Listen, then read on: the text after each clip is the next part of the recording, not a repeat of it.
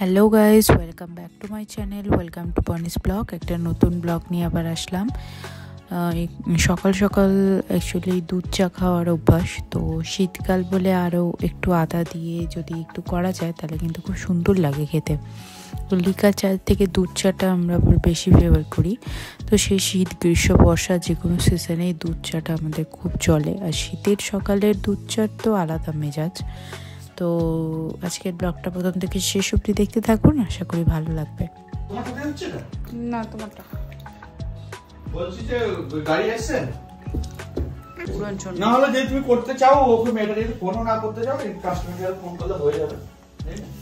এই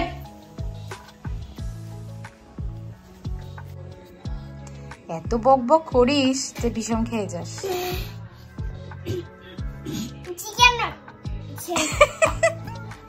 দেখি চিকেন হচ্ছে কই এটা চিকেন হচ্ছে। তেল দিয়ে করেছি। অয়েল? কি অয়েল? না ভাই, আমি জল দিয়ে দিচ্ছি। Mustard oil? হ্যাঁ মাস্টার্ড অয়েল, আমি জল দিয়ে দিচ্ছি। সেটাচ্ছে না, আমি এটা কাটবো। এইটা দিয়ে কাটবো। হ্যাঁ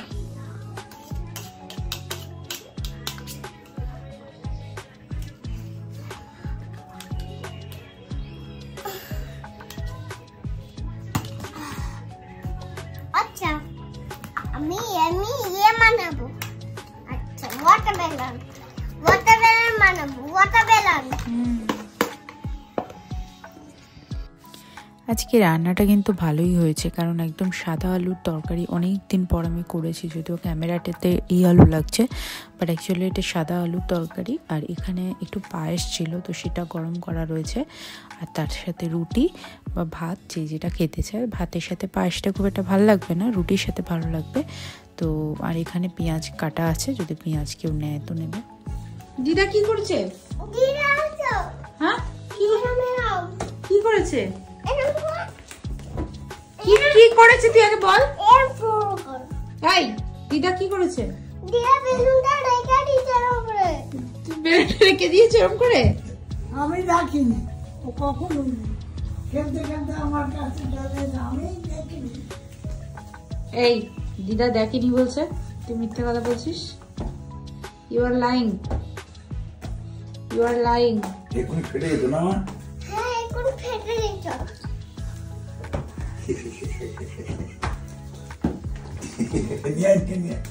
এটা ফেটে যাক। ঘুম থেকে উঠে আর রাত্রে শুতে যাওয়ার আগে মেয়েদের সবচেয়ে ইম্পর্টেন্ট, সাংসারিক মেয়েদের সবচেয়ে ইম্পর্টেন্ট কাজ হচ্ছে রান্নাঘর গুছিয়ে রাখা। রান্নাঘর যদি গুছানো না থাকে তাহলে কোনোভাবেই কাজকর্ম করতে ইচ্ছা করে না, মনে হয় যেন কত কাজ পড়ে আছে। তো এই রান্নাঘরে কিচেন ক্লিনিংটা যেমন আফটার সকালবেলা, মানে একটা দুপুরের লাঞ্চের পরে, আবার রাত্রেবেলা ডিনারের পরে যেন এই কিচেনের এই ক্লিনিংটা কিন্তু সবচেয়ে বেশি ইম্পর্টেন্ট হয়ে যায়। তো এখানে আমি অলরেডি ক্লিন করে নিয়েছি। আর এখানে একদম অনেক বাসন পড়েছিল আজকে, প্রায় অনেক দিনের থেকে। তো এই বাসনগুলো আমি মেজে নিচ্ছিলাম তাড়াতাড়ি করে, কারণ এদিকে মামামেরও ঘুম পেয়ে গেছিলো, সেও কান্নাকাটি শুরু করে দিয়েছে। অলরেডি 11:30 বেজে গেছে। যদিও যখন ঘুম পাড়াতে যাবো তখন শোবে না, একদম উঠে বসে যাবে। তো এই যে পরবর্তী মানে ভিডিওতে আমি দেখিয়েছি যে কীভাবে 12টার সময় সবাই মিলে নাচানাচি শুরু করেছে।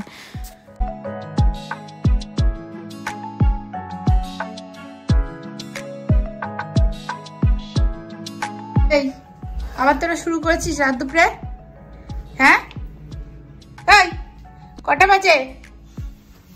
হ্যাঁ 9:30। 9:30 বাজে? 12টা বাজে।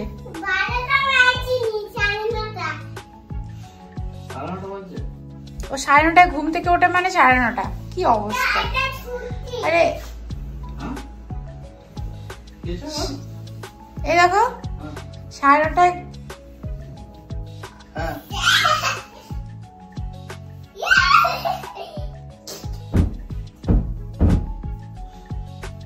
গেঞ্জি গেঞ্জি গেঞ্জিতে এরকম গেঞ্জি উঠে গেল। ওই এই মাথা ঠোকা লাগবে, লাগুক না, ঠোক মাথা, ফুলে আলু হয়ে যাক, আলু হয়ে যাক, একদম আলু হয়ে যাক। এটা কি হচ্ছে? এক্ষুনি তো পড়বি 3টে ফোল্ড খেয়ে নিচে।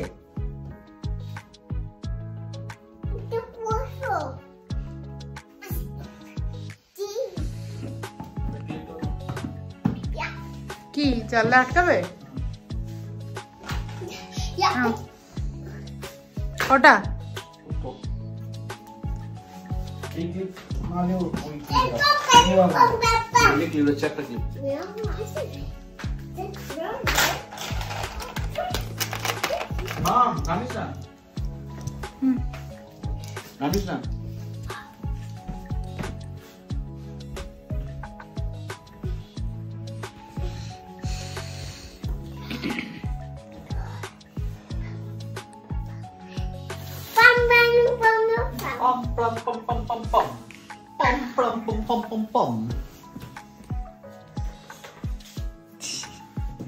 করছে।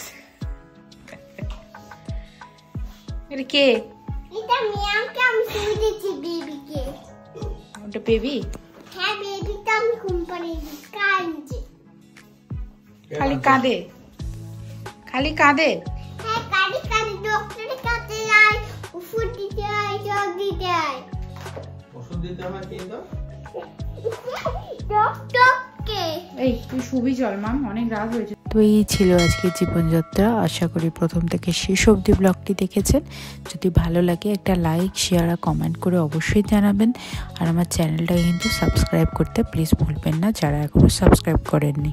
আর নোটিফিকেশান বাটনটা অবশ্যই অন রাখবেন, যাতে সমস্ত আপডেটগুলো পেতে পারেন। তো দেখা হবে পরবর্তী অন্য আরেকটি ব্লগে। ধন্যবাদ।